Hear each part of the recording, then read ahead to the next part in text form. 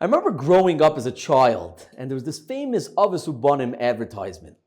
And there was this boy, Shlomi, and he called his father, and he asked him right when he was in the middle of work, and he asked him how much. He's like, Daddy, he calls up the phone, he's like, Daddy, how much you earn? And his father all busy, he's like, Shlomi, I'm right in the middle of work, why are you calling me right now? And then again, in 2 hours, he calls him up, and he says, Daddy, how much you earn? And his father's like, Shlomi, I told you, I'm smack in the middle of work right now, why are you calling me now? And again, 2 hours later, he calls him up, he's like, Daddy, can I ask you a question? He says, what, Shlomi? He says, how much do you earn? He's like, Shlomi, how many times do I have to tell you? I'm in the middle of working. When I get home, we'll talk. So finally, his father comes home, and he walks over, and it's time for bedtime, and he walks over to his bed, and he's like, by the way, Shlomi, like, why were you so interested in how much do I earn? So he pushes him, he's like, Daddy, how much you earn? So he tells him, he's like, if you really want to know, Shlomi, it's $100 an hour. And Shlomi walks over to his piggy bank and pulls out $30, and he says, Daddy, could I please have a half an hour? And it's interesting in life when we really think about it. All of us, when we go to sleep and we ask ourselves, what are our real goals in life? Everybody would tell you, what do you mean my goals? To connect to Hashem, to be the best father I could be, my relationship with my wife. But when we think about our day, of what we actually pursue in life, is it those goals? I was giving my class in our Somayach, and we're learning the introduction to the Mesilas Yesharim. And the Mesilas Yesharim discusses what it means to fear Hashem, and he says, Yira, to fear the Rememusa Yizbarach, the exaltedness of Hashem, like you fear a great king that is awesome. And I posed the question to the guys, and I said, that we know Hashem, we all know Hashem exists. We have the realization of the world, and there's so many complexities of this world.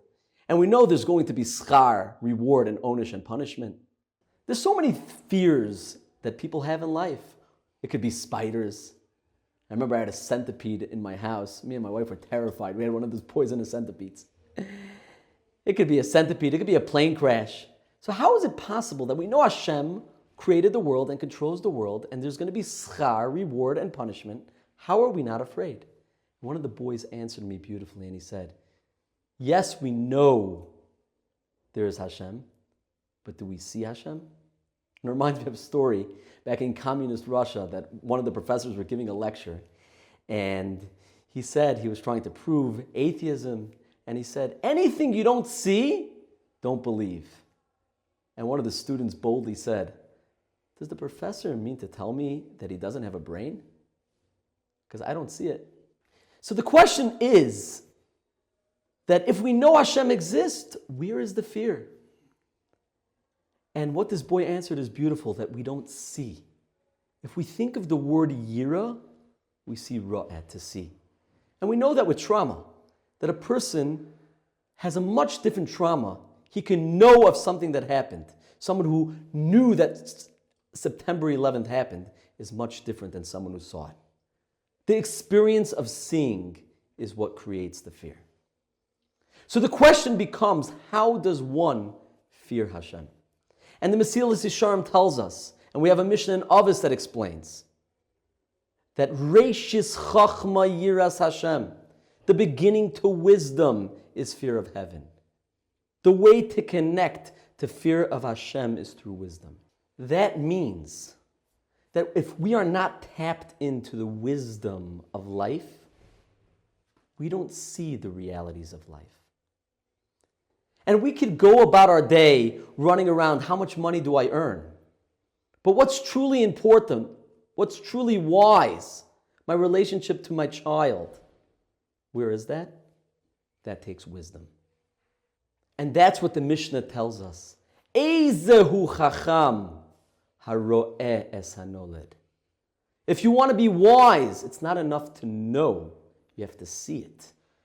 But what do you have to see? The nolad. Not just what's in front of you right now. What will come out. What is truly valuable and meaningful. I would like to conclude with the famous Gemara on 61b in Brachot that tells us about Rabbi Akiva's death, that while his flesh was being combed off, he was being mekabel ol malchus shamayim, while his students tell him, ad kidei kach, This much? And he answers, all my life I waited for the opportunity that what we say in Kriya Shema, to serve Hashem with all your soul. And now is my opportunity. To one person, what he sees in front of him is death. Someone who sees wisdom sees the true opportunity that exists. While a Baskel comes out and says, Rabbi Akiva is Zoche to Olam Haba.